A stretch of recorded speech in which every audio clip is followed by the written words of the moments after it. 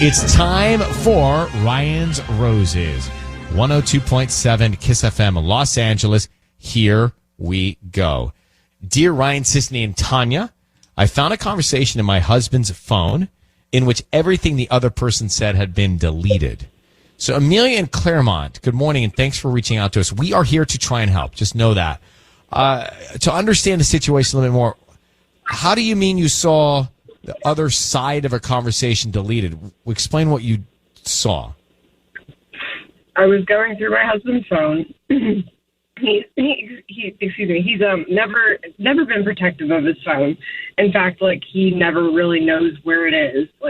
He always asks, have you seen my phone constantly?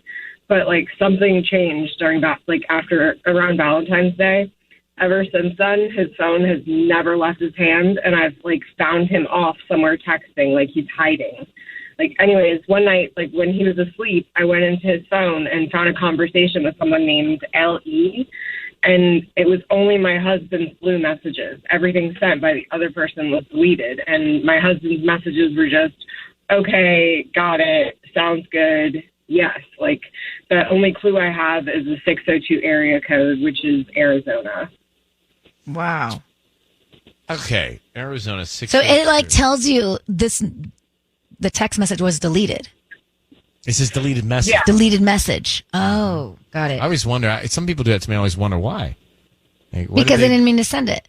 Or in this case, they're trying to hide something. Right. Okay, Amelia, how long you been married?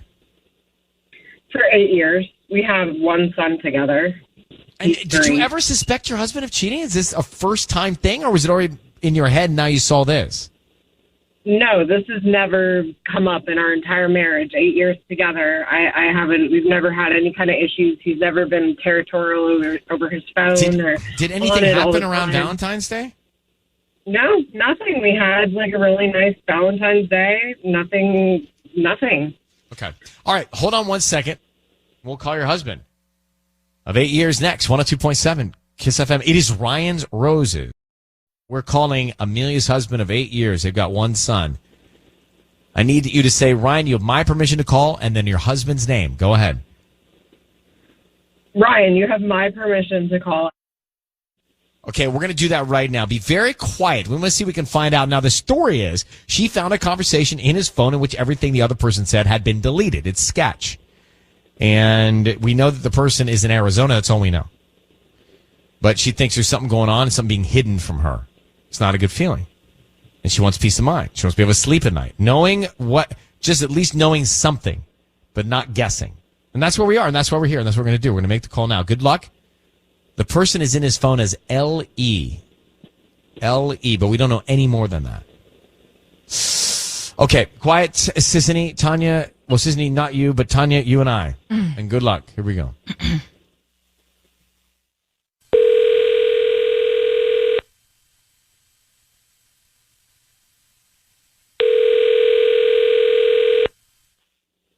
Hello.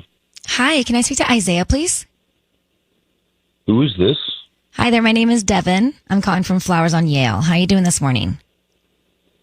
How can I help you? Great. We're offering a free promotion. It's a free dozen red roses that you can send to anybody that you'd like. They're absolutely free. Just trying to promote our new business. We're located on Yale Avenue right here in Claremont. And since you're a local resident, we just thought it's a promotion that we do once a month for local residents. And it's something nice we can do to give back to the community. Is there anybody that you'd like to send flowers to? No. This is seriously. Who is this? Who the hell is this? My name is Devin. Okay. They're really beautiful. It's a beautiful dozen red roses. If you're pleased with our arrangements, we hope that you refer us to friends and family down the road or come back as a customer. But these are free. I don't need cash, credit card info, anything like that from you. Just the name of the person you want to send them to. Free roses. That's correct. All right. Great. What's the name of the person? Her name is Ellie. Ellie? Yeah. Is that like Ellie? Yeah, Ellie. Okay. And what would you like to put on the card? You should put You have changed my life forever, and I will never be the same. Okay. Isiah, stop. Wait, Your what? voice is being broadcast on the radio. We have your wife. We have your wife, Amelia, on the phone. We just heard you send red roses to Ellie, the woman that's changed your life forever and how it will never be the same. What has Ellie done? None of your business. That's what. What is I agree. happening? I agree. Why But don't you it's tell your your wife's wife? business. Tell your wife. I don't care, but why don't you tell your wife? Oh, this is. Amelia? Hi, I'm here. I'm here, Isiah. Oh my You God. You've changed my life forever. What the hell is going on? Oh my God. Oh my God. Are you having an affair? Oh my God. Okay. Listen to me. We can fix this, honey. We need to get off the radio right now. And look, I'll just come right home. Don't do anything. Okay. I'll explain it all. I swear. Please. You just Isiah, like what are ruined you going 8 years to of marriage. what are you going to explain? We know that she lives in Arizona. We know she's in your phone as L.E. but her name is Ellie. We just decoded that. And we now know that you sent her life-changing roses. We know you're married. So what is there to explain here? You're clearly having an affair with Ellie. Are you not? Oh my God. Oh my God. I don't want to do this on the radio. This isn't a good idea. Please. I can explain everything. Then explain it. No, let him go. I sense something there for them to take this off the air. I sense something. Amelia, we're going to let you guys talk this. Go ahead, Isiah. I mean, I don't know what there's to talk about. I don't even want to hear it. Like, this is just insane. Yeah. 8 years. 8 years wasted. And we have a son. Like, what an example you are. No, baby. It's not what you think. I swear. Please. Then what is it? Please. I just don't think it's appropriate to say over the radio. I understand. It is though. I understand. It's not. If he doesn't want to say it, let him not say it. Let them work it out. Amelia, we're going to let you guys talk offline. He's ready to tell you something, so here we go. Hear it, listen to it. Let us know if you want to call back another day and share it with us. Thank you. I guys, don't look at me like that. Well, I could have gotten it out of him. Yeah, I should but I don't block know. her. But did you not sense some sort of human vulnerability in what he needed to say? He Like, doesn't maybe there deserve our discretion. We didn't. Yes, maybe there is something that he can explain that makes sense. The only thing I could think of is that Ellie is his daughter. I just tell you, I felt in her genuine vulnerability in him. Towards If the you're end. trying to have me dig for I can't even say it, general vulnerability, I think maybe there's a twist like that. And it's some long lost daughter that he has found out about. He hasn't told his wife about. And it's like, I would make a note that we should try to follow up with Amelia at some point to see if she will tell us what he told her. Okay. Kiss FM. Ryan's Roses. I don't know why, but my instinct, my gut told me to just lay off of him at the end of that call. It felt like something was real there. Was real in his saying, look, this is not what you think. Let me explain it to you. Give me the chance to explain it to my wife off the air. I just felt like he was being genuine. It was real shady. No, it was not real He shady. also still didn't send the flowers to his wife. Yeah, but who's Ellie? We don't know. We don't know. Maybe there's an illness. Maybe there's something going on that we don't know about. And I didn't But feel his comfortable. wife should know about it. Yes. And she did not. But then that's not for us to discover on the air. Why? But it is, yeah. Because it's for her to discover first. No. You're wrong. It's fine. Let's see what Kimberly has to say. Well, that's in like 15 minutes because she's going to have to hold. Get him on the phone. He sends the roses to Ellie. She knows that the number that she saw in his phone, because she read this text chain, was L.E. So he put like code LE or something because he spelled it Ellie, but she knew it was L.E. in the context. Yes. Anyway, he sent the roses to her. I didn't think there was any other explanation that he's cheating. And then something sounded,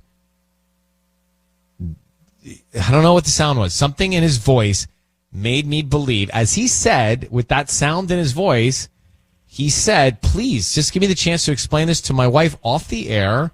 It's not what you think. I can explain all of this. He sounded so vulnerable and genuine in saying that with the tone of his voice that I believe him that there's something he's going to say to her that isn't what we think. Now, what it is, I don't know. He's buying some time. I don't think so. Yeah, I think You it's sound not real what we vulnerable when you're caught. think. I don't think so. Yeah. I think something. What happens when you go to jail? I'm so sorry. I think he's going to tell her something that we don't see coming. Now, I don't know what it is. But he deserves the chance to tell her without us. I mean, long lost daughter, long lost sister. Could be any of that. Maybe. If you're trying to look at the glass half full. So I agree. It didn't add up until I heard him. And then for some reason, my gut tells me it's something we aren't thinking about is going on. Hey, Kimberly, you heard it. What do you think? Well, that was actually fascinating. He was so cocky with Sissany and Ryan. Then he was busted, put his tail between his legs, and became a coward. Like, if you have the nerve to cheat, then have the nerve to own up to it. Yeah. Maybe I'm totally wrong on this, but You are. You've been wrong a lot lately. well, that is a generalism. I object. Generalization. Generalism. You were That is wrong. a generalism. You were wrong during the match game. You're wrong here. I object. Irrelevant. Yeah, it's fine. We all have off days. I'm not off. I'm telling you that my gut might be on. It's not though. Mark, Mark's enjoying the show. Yes. what, are you having a good time over there? I am, yes. Uh-huh. At our expense? No, I'm just saying. At technically your expense. Yeah. No, we're in this together. Fine. We're not in it together. Great. We are in it together. Well, then that is good. So, Mark, I was going to say. Oh, I know. Thank you, Kimberly, for calling. We appreciate you listening. Hey, you're welcome. Maybe I'm wrong. Mark, I feel like after this settles for a day or two, we should find out from Amelia what she was told. Even if she won't go on the air, what was it that he said? Oh, so see, you do want to know. Of course I want to know. Well, we all wanted to know. I'm telling you, it's not what we think. I could have gotten it out of him. Yeah. It would have been the wrong thing to do. We were right there. No. It's so interesting how sometimes I know you better than you know yourselves. I feel the same way about you. Well, then that's Yeah, why we know you better than you know yourself for sure. That's what Sissany just said. Well, I'm here to reiterate. We all know that Tanya just repeats everything sometimes.